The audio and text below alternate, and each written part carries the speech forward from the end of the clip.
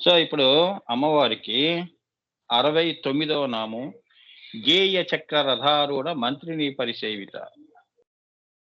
ఆ తల్లి గేయ చక్ర రథారూఢ మంత్రిని పరిసేవిత అంటే గేయ చక్ర రథమును అధివసించి మంత్రిని అయిన శ్యామలాదేవి చేత సేవింపబడు జగజ్జనని. అర్థమైందా? మనందరం కింద ఉండి భూపురాజు రేఖల్లో ఉండి ఇక్కడ నవరాత్రుల్లో అమ్మవారికి ఇక్కడ కుంకుమార్చనలు చేస్తున్నామే, మనం ఆఖరి వరుసలో కూర్చున్న వాళ్ళం. అమ్మవారి సామీప్యంగా సారూప్యంగా, సామీప్యం కూడా కాదు, సారూప్యంగా కూర్చున్న తల్లి ఎవరు? శ్యామలాదేవి. ఆమె మంత్రిని పరిసేవిత. మంత్రిని అంటే ఆమె ఒక్కటే కాదు, మళ్ళీ ఆమెకి మళ్ళీ అనుచరులు ఉంటారు, వాళ్ళందరితో సేవింపబడుతున్న తల్లి. గేయ చక్ర రథమును అధివసించి మంత్రిని అయిన శ్యామలాదేవి చేత సేవింపబడు ఈ జగజ్జనని. అంటే ఆమె ఎంత చూడండి అమ్మా, ఆమె చేసిన తర్వాత మళ్ళీ ఇంకోళ్ళు చేసి అంటే మన చివరికి అన్నమాట. మనందరి పూజలు ఈ శ్యామలాదేవి అమ్మవారికి సమర్పిస్తోందని. పూజారుల దగ్గరికి వెళ్తే మీరు వెళ్ళిపోతారా, లోపలికి వెళ్ళి కొబ్బరికాయ కొట్టేస్తారా? కొట్టరుగా, పూజారి చేతిలో ఇవ్వాలి. అట్లా అన్నమాట. మంత్రిని పరిసేవిత అంటే మంత్రిని అమ్మవారు, మంత్రిని అంబ విరచిత విషంగా తోషిత అని ఉంది కదా అమ్మవారికి. సో ఈ మంత్రిని అమ్మవారు నువ్వు చేసే పూజలు అన్నీ కూడా అమ్మవారికి నివేదన చేస్తుంది. అప్పుడు నువ్వు పడిన ఉపవాసాలు కానీ, దీక్ష కానీ, అమ్మవారి పూజలు కానీ ఏది చేసినా కూడా అమ్మవారి దృష్టిలోకి వెళుతుంది, ఈమె అక్కడికి తీసుకెళ్తుంది అని. మనందరి తరఫున ఆమె చేస్తోంది అని లోక కళ్యాణంగా రథము చక్కగా కాలచక్రం ముందుకి చక్కగా సాగాలి కదా. నేను చేయలేదు గురువు గారు అన్నా కూడా నీ తరఫు నుంచి కూడా అక్కడ పూజ అయిపోయిందని, అట్లా అన్నమాట అర్థం చేసుకోవాలి. ఆ తల్లి అమ్మవారి శ్రీచక్రాన్నే పెట్టుకుని పూజ చేస్తున్న మంత్రిని అంబ ఆవిడ. ఆవిడ రూపాన్నంతా కూడా చేసిన వాళ్ళు, చేయలేని వాళ్ళు, అసమర్థత సమర్థత ఇవన్నిటికీ కూడా సంబంధం లేదు. అర్థమైందా? ఆగస్టు 15కి అందరికీ చాక్లెట్లు ఇస్తారు. పక్క స్కూలా ఈ స్కూలా అనేది ఉండదుగా, అవునా? సో అందరికీ చాక్లెట్లు రావటం ఖాయం. అలా అంతమంది మహానుభావులు అమ్మవార్లు మరి వాళ్ళు అక్కడ పైన అమ్మవారిని అంత సేవిస్తున్నారు కాబట్టి కింద మన ఫలాలు మనకి సరైన సమయంలో భోజనాలు, సరైన సమయంలో శాంతులు, మనశ్శాంతి, పనులు కావటం, అమ్మవారి మీద దృష్టి రావటం, గురువులు మనకి లభ్యం కావటం, సద్గురువులు మన వారికి శిష్యులం కావటం, ఇవన్నీ ఫలాలు నీ జీవితంలో. మంచి సత్సంతానము, మహాలయ అమావాస్య 7 తరాలను మరి నువ్వు ఇవాళ నువ్వు ఇచ్చిన చిన్న దక్షిణకి వాళ్ళు ఇచ్చే ఫలితాలు అవి. 7 తరాలకి ఇచ్చేది. మా నాన్నగారు చెప్పేవారు, నేను కొన్ని 7 తరాలకి చేశాను పూజ అంటాడు ఆయన. నేను ఇంత కష్టపడవలసిన అవసరం లేదని, అయినా కూడా నన్ను నేను ఉద్ధరించుకోవటం కోసం అలా. అర్థమైందా? అట్లా చేస్తారు, వాళ్ళ పూజలు అలా ఉంటాయి. మంత్రిణ్యంబ గేయ చక్ర రథమును అధివసించిన మంత్రిని శ్యామలాదేవి. అదే మన కాళిదాస్ పాడిన పాట, అవునా? చిద్గగన చంద్రిక. ఇక ఇందులో గుప్తనామాలు చూద్దాం. అసలు అమ్మవారు ఏమిటి అసలు? నీకు ఈ గుప్తనామం తెలియకుండా నువ్వు అమ్మవారిని ఎలా సేవిస్తావు చెప్పు? భర్త మనసు ఎదిగే కదా భార్య ప్రవర్తిస్తుంది, కమాండ్ చేయదుగా, అవునా? కమాండ్ చేస్తే ఆయన చేస్తాడా? విన్నట్టు వెళ్ళిపోతాడు బయటికి, అవునా? ఇంకా ఎక్కువ మాట్లాడితే వెళుతూ వెళుతూ ఈ ఉన్న పనికి ఇంకా కొద్దిగా ఎక్కువ పెంచి ఇస్తాడు, వెళ్ళిపోతాడు. సో ఇక్కడ ఎలా ఉంటుందంటే నాన్న, ఇందులోని గుప్తనామాల్లో ఈ అమ్మవారు గేయ మంత్రిని. గేయ మంత్రిని అంటే ఏంటంటే ఒక నామం, అనగా మంత్రనాద స్వరూపిణి అని. అనగా మంత్రనాద స్వరూపిణి. అమ్మవారితో మాట్లాడాలి అంటే పక్కింటి ఆవిడతో మాట్లాడినట్టు మాటలు కావు. మీరు మాట్లాడుకుంటారుగా ఆడవాళ్ళు, ఆ మాటలు ఆవిడకి ఎక్కవు. మాయ, తన మాయ తనకే చెప్తే ఎలా? కదవా, నాతో చెప్తావరా కబుర్లు అంటుంది, అవునా? అంటే సరదాగా చెప్తున్నాను. ఆమె మంత్రనాద స్వరూపిణి అంటే ఆమె భాష మంత్రం. ఆమె హృదయం మంత్రం, ఆమె శరీరం మంత్రం, అమ్మవారి సంకల్పమే మంత్రం. అర్థమైందా? సో మరి అమ్మవారితో నువ్వు ఎలా డీలింగ్ చేస్తావు? వ్యవహారం ఎలా చేస్తావు? మంత్రమే నీకు శరణ్యం. పక్కింటి వాళ్ళతో మాట్లాడినట్టు మాట్లాడలేవు. ఇప్పుడు నువ్వు ఎలా మాట్లాడుతున్నావు విగ్రహం దగ్గరికి వెళ్ళి? మామూలు నీ మనసు మాట్లాడుతుంది. అమ్మా నాకు కష్టం వచ్చింది, అమ్మా నాకు ఈ కష్టం తొలగించు, ఇలా మాట్లాడుతున్నావే, ఇది ఇది పని చెయ్యదు. అవునా?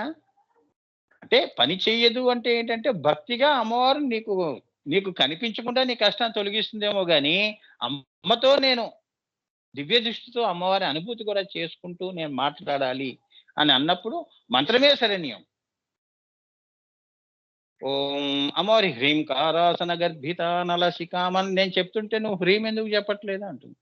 హ్రీం హ్రీం అని 4 దేహాల్లో నుంచి నువ్వు చెప్తున్నావు అనుకో, అది గేయం అవుతుంది.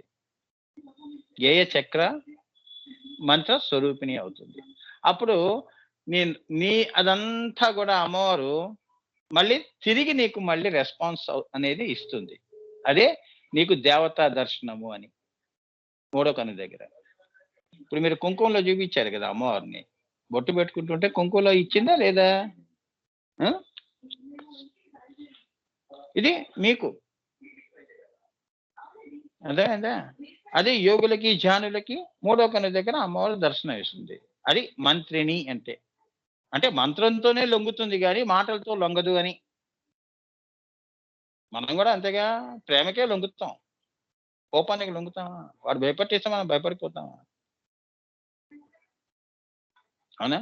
వాడు మహా అయితే వాడిని చంపేస్తాడు అంతేగా. ఇప్పుడు ఆ చావు కూడా భయం లేదు ఎవరికి.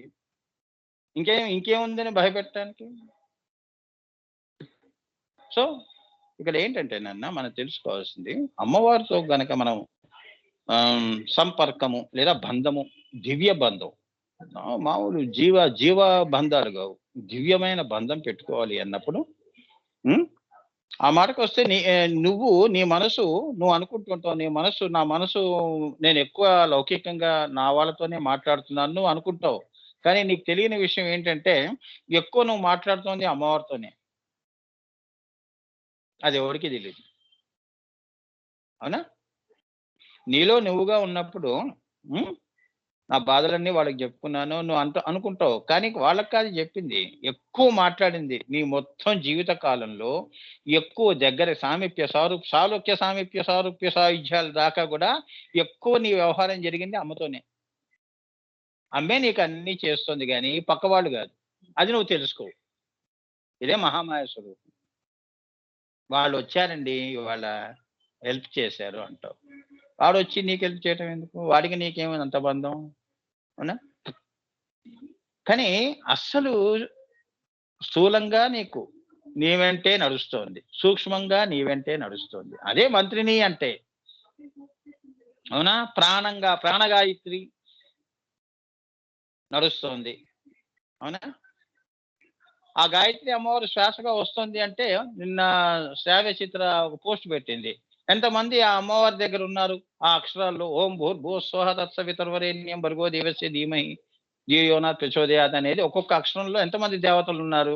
అంతమంది నీ యొక్క శ్వాసలో వస్తున్నారు, పోతున్నారు. వాళ్ళందరితో నువ్వు మరి మాట్లాడుతున్నావుగా, మౌనంలో మాట్లాడుతున్నావు కదా, మహామౌనం వ్యవహారం చేస్తున్నావుగా. అవునా? ఆత్మగా అమ్మవారి దగ్గర అమ్మవారికి అన్ని చెప్పుకుంటున్నావు.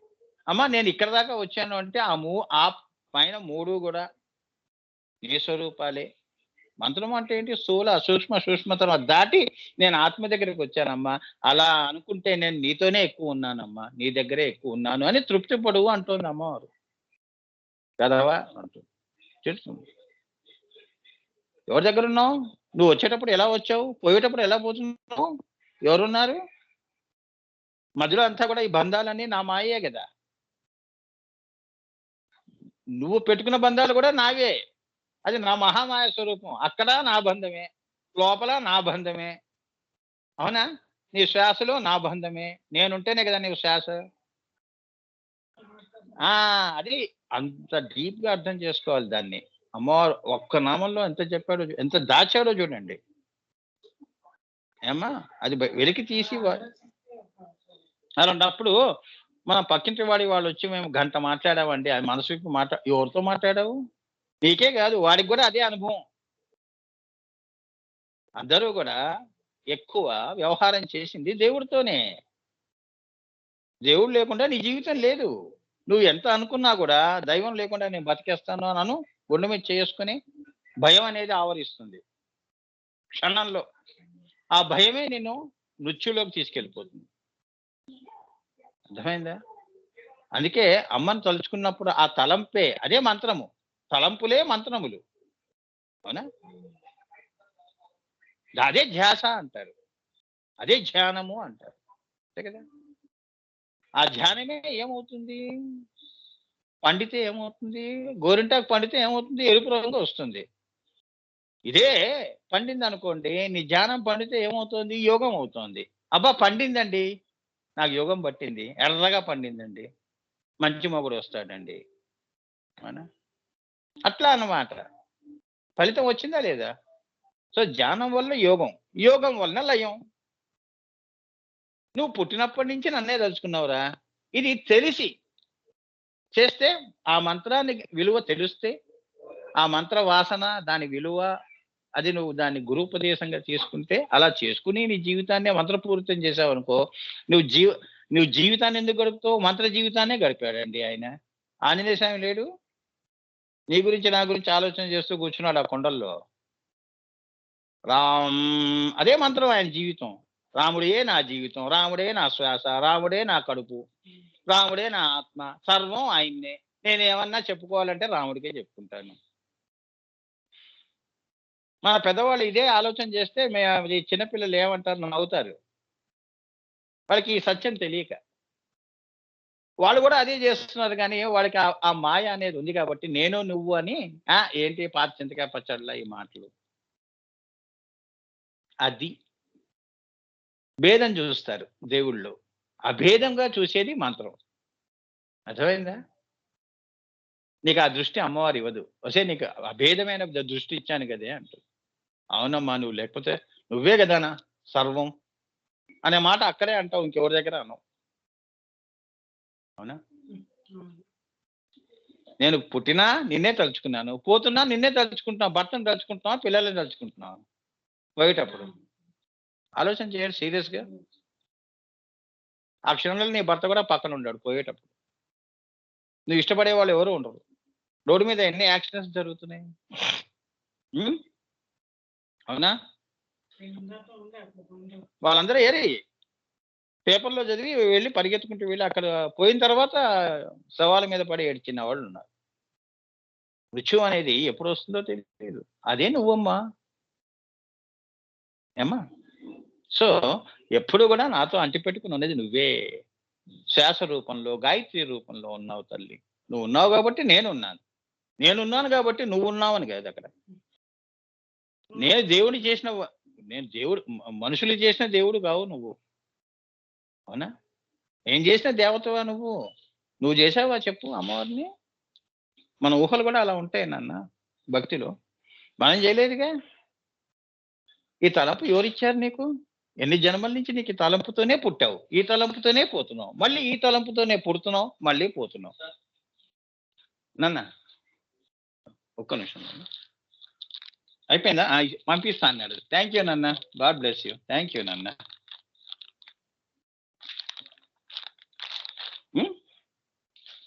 ఓకే, ఇది మంత్రి ఒక్క నామంలో ఇంత ఉందమ్మా. గేయ మంత్రిని అన్నాడు అంతే. అనగా మంత్రనాద స్వరూపిణి అని చెప్పి ఆపేశాడు ఆయన. రెండో నామంలోకి వెళ్ళిపోయాడు. గేయ చక్ర రథ అనేసాడు వెంటనే. మరి ఇందులో ఇంత బయటికి తీయాలి అంటే గురువుగా ఇప్పుడు మేము ఎంత నేను శ్రమ పడితే, అవునా, నాకు భూమి క్షేత్రం ఇచ్చాడు గురువు గారు. క్షేత్రంలో నేను మీకోసం నాట్లు నాటి, నాట్లు వేసి, పంట పండించి, బియ్యం పండించి, వండి మీ కంచాల్లో మీకు భోజనం తీసుకురావాలి. గురువు చేసే శ్రమ ఎంత ఉంటుంది? శ్రమదానం. దీన్ని ఈ శ్రమదానాన్ని ఏమంటారు? అవునా? అందుకే విద్య అనేది ఎప్పుడూ తరగదు. ఆకలి నువ్వు తీరుస్తావు ఒకడికి. అది ఒక్క రోజులో ఆకలి తీరిపోతుంది. కానీ మళ్ళీ ఆకలి అనేది మళ్ళీ పుడుతుంది. కానీ విద్య అనేది ఎంత ఇచ్చినా తరగనిది సముద్రం. అదే విద్యాదానము అంటారు. ఒకడికి మంచి విద్య, బ్రహ్మ విద్య నేర్పటం అనేది నాకు శ్రద్ధ, భక్తి, విశ్వాసము కలిగిన శిష్యులే నాకు. అందుకే నా దగ్గర చాలా తక్కువ అమ్మవారి పరిసేవిత ఎలా ఉంటుంది, అమ్మవారి దగ్గరగా ఉన్న ఫస్ట్ వరుసలో ఉన్నవాడు దేవతలు 8 మంది అంటే నాకు 8 మందే ఉన్నారు ఇక్కడ. ఇగో కనిపిస్తుంది నాకు సెల్లులో. మనమే మాట్లాడుతాం. అది రేర్ పిక్చర్, అది వాటర్. ఏమా అలా చాలు నాకు 8 మందే. అమ్మవారు నవావరణాలు. అవునా? అమ్మవారు కూడా సృష్టి చేసేటప్పుడు ఆమె ఒక్కతే. అది పెట్టుకునే నేను చెప్పుకుంటాను.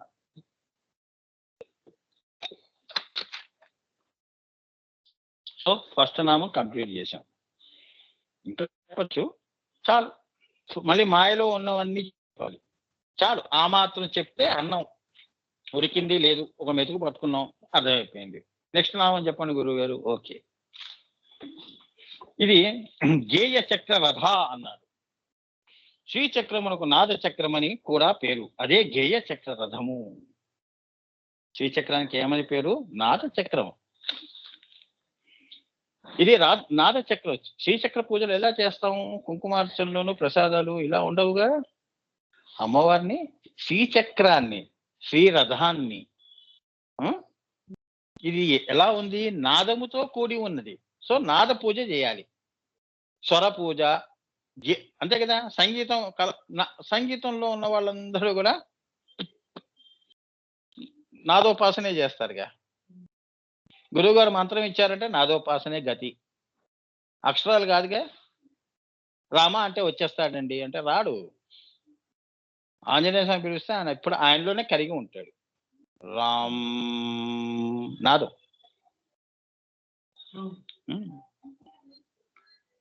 అక్షరాలు కావు.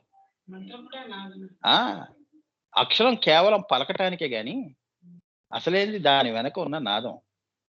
నాద తను మనిషం. ఆయన శరీరాన్ని కదిలించాలి అంటే నాదంతోనే కదిలించాలి అమ్మవారిని, ఇంక దేంతోనూ కాదు అని. అది కేవలం అది చేతకాని వాళ్ళు పూజలు చేస్తారు, బహిర్పూజతో ఆగిపోతారు. బాగా నా వల్ల కాదండి బాబు. ఐం క్లీం సౌ సౌ క్లీం ఐం అలా నాదం. ఒక పాట పాడాలి అన్నా నీ ప్రాణం అంతా నాదం మీదే పెట్టి నువ్వు పాడతావు. అవునా? నాదం లేకుండా నువ్వు అక్షరాలు పొడి అక్షరాలు పాట పాడు. ఎంత శ్రావ్యత తీసుకురావాలనుకున్నా శ్రావ్యత నీ గొంతులో రాదు. నాదమే ఇస్తుంది ఆ శ్రావ్యత. అబ్బా ఎంత బాగా పాడారు, ఎంత బాగా ఉందండి నాదం. శ్రీమాత శ్రీ మహారాజ్ఞి అలా నాదం అలా. శ్రీమాత శ్రీ మహారాజ్ఞి. అందుకే సృష్టంతా ఆ తల్లి ఆమె నాదస్వరూపిణి. ఆమె పేరే నాదము, శ్రీనాథము, విశ్వనాథము. ఆమె నాదము సర్వ విశ్వంలో ఈ నాదమే ఈ విశ్వాన్ని సృష్టించింది అని. నిన్ను కూడా ఓంకారం నుంచేగా మరి నువ్వు వచ్చావు. నీ గొంతు ఎక్కడి నుంచి వచ్చింది? నీ శరీరం ఎక్కడి నుంచి వచ్చింది? పంచీకృతం అయితే నాదము నుంచి పంచీకరణ జరిగితే నీటి నుంచి అండవు పిండమే అలా వచ్చావు కదా. మరి దీని అన్నిటికీ మూలం ఏమిటి? ఆమె నాదము. అందుకే ఎక్కడికి మనం గుడికి వెళ్ళినా, ఎవరితో మాట్లాడినా మంచి మాటలు మాట్లాడటం, వాళ్ళ హృదయం దాకా వెళ్ళటం అంటే నాదమే నిన్ను చేరుస్తుంది, ఆ బంధాన్ని పెంచుతుంది కానీ మాటలు కావు. అర్థమైందా? స్నేహం పెరిగింది, బంధం పెరిగింది, ఏమా ఫలవంతమైంది అని జరిగింది అంటే దాని వెనక ఉన్న నాదమే. ఏం మాట్లాడావు, ఎంత అందంగా మాట్లాడావు. అవునా? ఒక తెలియని ఒక అనుభూతితో ఆ బంధం ఏర్పడిపోతుంది. సర్వ సృష్టి కూడా నాదం మీదే. ఈ నాదమే అందరిని దగ్గర తీసుకొస్తుంది. ఈ నాదమే అందరిని దూరం చేస్తుంది. అది చెప్తున్నాడు ఆయన. సో మనందరిది కూడా శారీరక బంధాలు కావు నాయన. భార్య, భర్తలు, పిల్లలు అంటూ తిరగటం కాదు. నాద బంధం. వాళ్ళందరూ నాద స్వరూపాలు. నీ ఫ్యామిలీ మెంబర్స్ అందరూ నాద స్వరూపాలు. ఇవి సప్త స్వరాలు. ఈ స్వరాలు చక్కగా నువ్వు సరిగమ పదనిస అని నువ్వు పలికావు అంటే అది గేయముగా వెళుతుంది. పాటగా నీ జీవితం వెళుతుంది. లేదు అంటే అపశృతులే. అర్థమైందా? అది చెప్తున్నాడు గొడవలు పడటం. అవునా? అంటే శ్రీచక్రమునకు నాద చక్రం అని అదనమాట. దాన్ని ఉపాసన చేసిన వాడు లోకంలో చాలా ప్రేమించబడతాడు. వాడి బంధాన్ని ఎవరు పోగొట్టుకోరు. అంతేగా? అందుకే మంచివాడిని 10,000 ఇచ్చి కొనుక్కో, చెడ్డవాడిని 10,000 ఇచ్చి వదిలించుకో అని సామెతలు పుడతాయి. అంతేగా? ఆ నాదానికే మనం ఇవాళ దానాలు చేస్తున్నాం. మహాలయ అమావాస్య నాడు ఆ నాదాన్నే పూజిస్తున్నాం. ఆ నాద శాసనం అలా ఉంటుంది. అంతేగాని అంతే కదా? నాదం మీద ఉన్న భక్తి. అమ్మవారు నాదస్వరూపిణి. సో ఆ నాదానికి ఆ తల్లి నాకేమి ఇచ్చిందో ఈ శరీరం ఆ నాదం నుంచే ఏర్పడింది కాబట్టి నాకు ఇంత లక్ష్మి ఇచ్చినప్పుడు నాకు తోచింది నేను ఒకరికి దానం చేస్తున్నాను. ఆ ఇచ్చే గుణం కూడా ఆ నాదమే ఇచ్చింది. ఆ సద్గుణాలన్నీ నాకు అమ్మవారే ఇస్తోంది. ఇదే నా సంపదలు. పోయేటప్పుడు చాలా గొప్పగా వెళ్ళిపోవటం అంటే ఇది. దాచుకొని ఎవరికి చెప్పకుండా వెళ్ళిపోవటం అనేది లోభత్వము. అంతేగా? అదనమాట. సో నాదము అంటే అదనమాట. జీవితం కూడా నాదముతోనే బంధం ఏర్పడుతుంది. నాదము మళ్ళీ 4 రకాలుగా కనిపించకుండా ఉంటుంది. మీకు తెలియని విషయం. మాటల ద్వారా అని చెప్పాను కదా! కొందరు కళ్ళతోనే నాదం. కళ్ళతో కూడా ఒక బంధం ఏర్పడుతుంది. అది కూడా మళ్ళీ నేత్ర నాదము. అర్థమైందా అమ్మా? నేత్రములతో కూడా చాలా మంది మాట్లాడుకుంటారు. ఋషులు, మునులు. మరి మేధా దక్షిణామూర్తి దగ్గర ఆయన మౌన మేధా దక్షిణామూర్తి. ఆయన ఏం మాట్లాడుకుంటే వీళ్ళకి ఇంత జ్ఞానం ఎలా వచ్చింది? నాదమే. ఓకే? అంతవరకు వెళ్ళి చెప్పాను మీకు నాదం అంటే ఏంటో. నాదం అనేది నువ్వు వినేది, చూసేది పాంచభౌతికంగా నువ్వు కళ్ళతో, చెవులతో వినేది కాదు నాయన. ఆత్మ కూడా ఒక నాదం ఉంది. ఆత్మ కూడా అనాహతము చేస్తూనే ఉంది. నాదము చేస్తూనే ఉంది. శృతి లయలు ఉన్నాయి. Lub dub lub dub lub dub lub dub అలా కొట్టుకుంటుంది. నువ్వు చెప్తే కొట్టుకుంటుంది. ఎవరు ఆ మృదంగాన్ని వాయిస్తున్నారు? నీ గుండె మృదంగాన్ని వాయించే వాళ్ళు ఎవరు? నాదం, అమ్మవారు. అదే గాయత్రి. అర్థమైందా? సో మరి నాదోపాసన చేయండి. దానికి ఇవన్నీ ఎందుకు? ఓం అని ఒక గంట కూర్చోండి చాలు. ఆ రోజంతా యూ బికమ్ వెరీ ఫ్రెష్. ఎవడో మనకి ఆనందం ఇవ్వటం ఏమిటి? ఎవడో వచ్చి మనం సంతోష పెట్టడం ఎందుకు? సంతోషం నీలోంచే పుడతాయి అన్ని. ఆ వరాలన్నీ ఇచ్చాను కదరా నీకు అంటుంది అమ్మవారు. నువ్వు పుట్టించుకునేది నువ్వు దాన్ని తెలుసుకోవటం నీ బాధ్యత. అదే సాధనా సంపత్తి అంటారు. మరి శరీరంతో మరి పుట్టావు కదా, వెతుకు నన్ను. నేను కనిపిస్తున్నాను కానీ నువ్వు నాకు కనిపిస్తున్నప్పుడు నేను నీకెందుకు కనిపించను అంటే లోపం నీలోనే ఉంది. సో దృష్టి పెంచు, దివ్య దృష్టి చెయ్యి. జీవ దృష్టి ఎందుకు పెట్టుకున్నావు? అవునా? పెద్దవాళ్ళతో పెద్దరికమైన మాటలే మాట్లాడాలి. అంతేగా? మరి దేవతలతో ఎలా సంభాషణ చేస్తావు? అది ఆ బంధం. మరి నువ్వు ఎదగాలి. నువ్వు ఎదిగితే నేను కనిపిస్తాను. అంతేగా? నువ్వు మంచి పనులు చేసావనుకో, ఇప్పుడు మనం కూడా భూమి మీద మంచి పనులు చేసామంటే ప్రైమ్ మినిస్టర్ దృష్టిలోకి వెళ్తాం. అవునా? వాడే మన ఇంటికి వస్తాడు. నువ్వు ఏమీ చేయకుండా వాడిని తిట్టిపోస్తే ఎట్లా ఇంట్లో కూర్చొని? అవునా? అట్లా. సో అమ్మవారే పెట్టుకుంటుంది బంధం, నువ్వు కాదు పెట్టుకునేది. సో అదే అమ్మవారి దృష్టిలో ఉండటం అంటే. అరుణాం కరుణాతరంగితాక్షి. ఆ కరుణ నీ మీద ఎప్పుడు ప్రవహిస్తూనే ఉంటుంది. నీకేమీ కాకుండా ఆమె కవచంలా, దుర్గా కవచం కానీ, లలితా కవచాలు కానీ, మన పాపం భక్తి సుధామంజరి అనే ఒక పుస్తకం ఆ అమ్మాయి మన చిత్ర చక్కగా అందరికీ లోకానికి అవన్నీ అందులో అన్నీ కూడా అవే. అది నాదంతో కూడుకున్న పుస్తకం. ఆ నాదోపాసన చేయండి. అందులో నీకిష్టమేంటి నువ్వు చెయ్యి. శ్లోకం చెప్పుకో. చూడటానికి పుస్తకమే. కానీ అది ఇచ్చేది చాలా. అది ఎవరికీ తెలియని రహస్యం.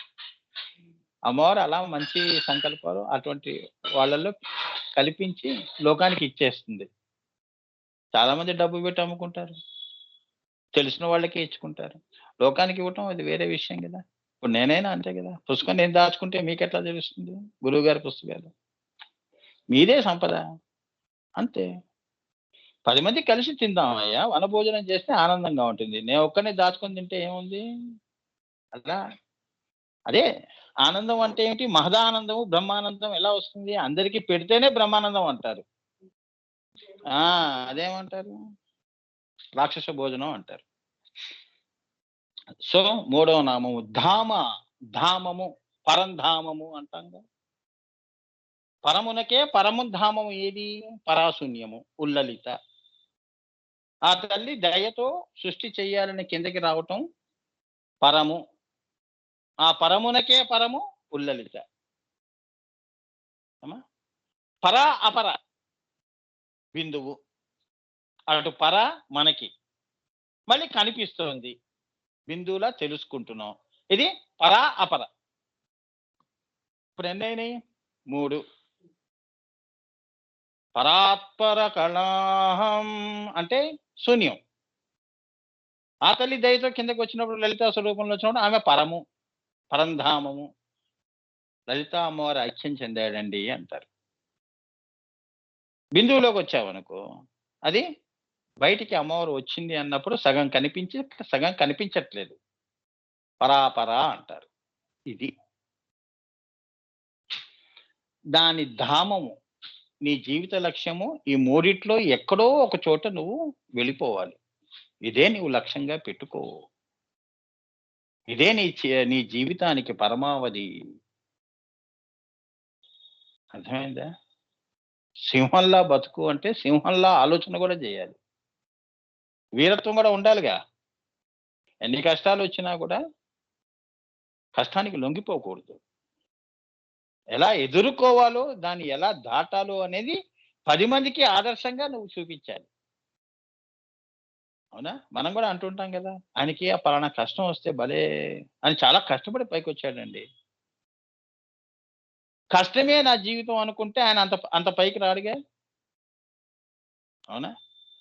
ఏ స్థితిలో గొప్ప వాళ్ళందరికీ గూడా ప్రాథమికంగా వాళ్ళందరూ గూడా కష్టాల నుంచే పైకొచ్చారు. ఆ మాటకొస్తే సామాన్యులం మన జీవితాలు గూడా మనం ఇవాళ 4 మంచి ఒక బట్ట మంచిదేసుకుంటున్నాం. 3 పూట్ల భోజనం చేస్తున్నాం. తల మీద ఇంత ఇల్లుంది. అంటే కష్టపడితే వచ్చినవివి. అయాచితంగా, అప్రయత్నంగా ఎవరో మనకి దానం చేసింది గాదు. అవునా? దేనికైనా కష్టమే. చదువు గాని, ఒక సంగీతం గాని, విద్య గాని, ఆ అమ్మాయి చాలా బాగా పాడుతుందండి అన్నప్పుడు ఆమె వెనక ఉన్న కష్టం. ఆ గొంతుని ఎంత పాపం కాపాడుకుంటూ మరి నువ్వు తినేవన్నీ ఆమె తింటూ కూర్చుంటే ఆమెం గాయనీమనవుతుంది? చల్లవి తినకూడదు, వేడివి తాగకూడదు, గొంతు శ్రావ్యత పెట్టుకోవాలి. అన్నిటికీ మరి కడుపులోకి వెళ్ళడానికి మార్గం అదే. మరి ఎన్ని కోరికలు చంపుకోవాలి? అవునా? ఇవన్నీ కష్టాలు గావు. అందుకే అంటారు అన్నీ ఉన్నా గూడా ఏమీ లేనట్టు అన్నమాట. హ్మ్. ధామ అంటే బిందువే పరమేశ్వరి యొక్క ధామము. అంటే మన వరకు. అక్కడి దాకైతే ముందు పెట్టుకోరా వెధవా అంటాడు. శివశక్తో యుక్తో యది భవతి శక్తా ప్రభవితం. అంటే ఆ ధామము. అమ్మా విశ్వయోని నన్ను కన్న తల్లి. ఆ యోని భాగము నుంచి ఈ సర్వ సృష్టి అండపిండ బ్రహ్మాండాలు వచ్చాయి కాబట్టి, ఈ మొత్తం నీకే కాదు అండపిండ బ్రహ్మాండాల్లో ఉన్న 84,00,000 జీవరాశులు, దేవతలు అందరికీ గూడా ఈ విశ్వయోని అనే బిందువే పరము, ధామము. అర్థమైందా? ధామము అంటే ఏంటంటే, నీవు ఇది పక్కన పెట్టి లలితా అమ్మవారి దగ్గరికి వెళ్ళాలి అంటే, ఇదే ముందు నువ్వు సంపాదించాలి. ఇదే మార్గము. అంతేగా బిందువు పైన లలిత, లలిత పైన ఉల్లలిత ఉంది. ఇది పక్కన పెట్టి ఎలా వెళ్తావు? హ్మ్. అది చెప్తున్నాడు. ఇక్కడికి వెళితే అమ్మవారు తనలో కలుపుకుంటుంది అని. మళ్ళీ కిందకి పంపించదని. పైకి తోసేస్తుంది. అంటే లలితగా ఐక్యత చెందుతావు అని. మోక్షాన్ని నువ్వు పొందుతావని. ధామము అంటే అది. ప్రతిదానికి కూడా ఒక ధామం ఉంటుంది. ధామము అంటే ఏమిటి? మనం ఒక సమస్య వచ్చినప్పుడు దీని ధామం ఏమిటి? దీని ఎండ్ ఎలా ఉంటుంది? అవునా? అంతవరకు కష్టపడక తప్పదు. జీవితంలో పక్క వాళ్ళ గురించినో, ఇంటి వాళ్ళ గురించి ఇంత కష్టపడుతున్నప్పుడు అమ్మవారిని ఆ ధామాన్ని చేరుకోవటం కోసం ఆ మాత్రం కష్టపడలేము. అదెందుకు అప్రయత్నంగా, ఆయాచితంగా అమ్మవారు ఇవ్వాలంతే, పుట్టిచ్చినందుకు నాకివ్వాలని ఎందుకు కోరుకుంటున్నావు? నీ పిల్లల కోసం నువ్వు కష్టపడుతున్నావుగా, నీ భర్త కోసం కష్టపడుతున్నావు గదా! మరి అమ్మవారు ఇంత ఇచ్చిన తల్లిని మరి ఆ ధామాన్ని చేరుకోవాలి అంటే, నీ ప్రయత్నం అనేది ఇంతో అంతో ఉంటేనే గదా అమ్మవారు నిన్ను అక్కడి దాకా తీసుకెళ్ళేది. అది మటుకు నువ్వు ఆమె ఇచ్చేసేయాలి. నేను మర్చిపోయినా నువ్వు గుర్తుంచుకొని మళ్ళీ ఇచ్చేయమ్మా నాకు నా ధామము. నన్నక్కడ చేర్చుకో అనే పూజలు మనవి. ఎందుకంటే నేను మంచి పని జేశాను. మనకి మనమే సర్టిఫికేట్‌లు ఇచ్చుకుంటాం. నేను చాలా మంచి ఆ మాటకొస్తే ఇప్పుడు మీరు అడిగిన ప్రశ్న మీకంటే ఇంకా ఎక్కువ మంచి పనులు జేశాను. ఇది చెప్పుకోవడం వల్ల ఆ పుణ్యం గూడా పోతూ ఉంటుంది. అది వాళ్ళకి దెలుసుకోరు. అర్థమైందా? అందుకే అమ్మవారిది అందుకే ఎప్పుడూ గూడా మంచి పనులు ఎప్పుడూ గూడా లలితా రహస్యాలుగా ఉండాలి. పుణ్యం ఎప్పుడు గూడా చెప్పుకునేది కాదు అని. పాపం అనుభవించి దాన్ని మనం అందులో నుంచి దాన్ని పుణ్యంగా మార్చుకోవాలి. జీవితాన్ని మార్చుకోవాలి. అంతేగాని నువ్వు పోయే వరకు నేను మంచివాడిని, పుణ్యం చేశాను, ధర్మార్థ కామ మోక్షాలు చేశాను, గుడి కట్టించాను, అన్నదానం చేశాను. ఇవన్నీ గూడా కేవలం ధామాన్ని చేర్చేవి కావు. జీవితాన్ని ఉద్ధరించేవి. మోక్షాన్ని ఇచ్చేవి కావు. ఉద్ధరించటము అంటే పంట పండింది అని మరి తినేవాళ్ళు ఉండాలిగా. అవునా? తినేవాళ్ళంటూ ఉండాలిగా. వాళ్ళందరూ తింటేనే కదా నీకు మోక్షం అనేది. అన్నానికి మోక్షం, నీకు మోక్షం. 1000 బస్తాలు ఇంటికొచ్చాయి. మనం ఉన్నదే ఒక నలుగురు. ఏం చేస్తాం? దాచుకుంటామా అంటే పురుగు పడుతుంది. ఎక్కడ దాస్తాం? చెప్పండి. అది కేవలం బియ్యమే గాదు. పంటే గాదు. డబ్బు గూడా అంతే. 7 తరాలకి నువ్వు డబ్బు 7 తరాలకి దాచొచ్చు. అది దాచి దాచి అదేమవుతుంది? పాపిష్టిది గదమ్మా సొమ్ము. అది అరగదు. కర్మ అంటే పాపం అనేది పెరుగుతోంది. అంటే నువ్వు చేసే పాపం నువ్వు వారసత్వంగా ఇస్తున్నావు డబ్బు గాదు. ఎందుకంటే 10 మంది కడుపు కొట్టిన డబ్బుగా అది. అవునా? ఏమవుతోంది? ఇప్పుడు 1000 బస్తాలు దాచావనుకో ఏమవుతుంది? పురుగు, పుట్ర తినేసింది. అయిపోయిందా? చివరికి 4 బస్తాలు మిగులుతాయి. ఇదే భక్త తుకారంలో జరిగింది. అదే జెప్తాడు భక్త తుకారం భార్యకి. ఈయన పొద్దున్న లేస్తే చాలు ఏదో వాళ్ళెవరో మనకి పంట పండిందని 1000 బస్తాలు పంపిస్తే, ఆమె అక్కడ బియ్యం ఆ రోజుల్లో విసర్లుకునేవాళ్ళు గదా! ఈయన బయట ఉండి అందరికీ హ్మ్. దానం చేసుకుంటూ పోయాడు బియ్యం గిన్నెతో. 1000 బస్తాలు ఇంకా చివరికి మొత్తం అయిపోతుంది. అప్పుడే కృష్ణుడొస్తాడు. బస్తాలయిపోయినాయి. లోపలికి ఇంటికొచ్చి భార్యని అడుగుతాడు. అప్పుడే ఆ విసురుతూ ఉంటుందిగా, ఆ చుట్టంతా గూడా బియ్యం ఉంటుంది. అప్పుడి అది ఇవ్వు నేను ఎవరో పాపం చిన్న పిల్లాడి రూపంలో ఒకడొచ్చాడు వాడికిచ్చేస్తా అని. ఇంకా ఆమె ఇక భక్త తుకారాన్ని తిడుతుంది. అంతా ఇంతా కాదు. సరే కృష్ణుడికిస్తే కృష్ణుడు తీసుకుంటాడు. తీసుకొని మళ్ళీ దూరం వెళ్లి మళ్ళీ ఏం చేస్తాడు? మళ్ళీ నింపుతాడు ఇల్లంతా. అప్పుడు తెలుసుకుంటుంది భర్త యొక్క గొప్పతనం. అది. దీనివల్ల మనకు తెలిసిందేమిటి? దాచుకుంటే ఇది. 10 మందికి పెడితే అక్షయం. పోతుందని బాధెందుకు? అక్షయం అవుతుందని సంతోషించు. పక్కవాడిది కూడా నా కడుపేనా? ఆకలి అందరికి ఒకటే కదా! ఒకే రకంగా ఉంటుందిగా. అవునా? ఆ సత్యం తెలుసుకున్న వాళ్ళకి మోక్షము అని. అట్లా జీవితాన్ని ముందుకు వెళ్ళేవాళ్ళు. కోసం బతకకుండా సర్వ కోసం బతికేవాళ్ళు, కష్టపడేవాళ్ళు, సాధన చేసేవాళ్ళు. గురువులంతే కదా! మీకోసం మేము కష్టపడుతున్నాం. నాకేం అవసరం? అంటే గురు పరంపరకి ఏం అవసరం? అవునా? అయ్యో! అంత కష్టపడి నమ్మకంతో, విశ్వాసంతో మన దగ్గర ఉన్నారు. వాళ్ళకి మనం ఇవ్వాలి. నువ్వు పడే కష్టం కూడా నేనే పడాల్సొస్తుంది ఒక్కోసారి. అది నీకు తెలీదు. అరచేతుల్లో పెట్టుకొని నేను ముందుకు తీసుకెళ్ళాలి. అలా ఉంటారు గురువులు, సద్గురువులు. వాళ్ళ ప్రేమాభిమానాలు మనకు తెలియవు.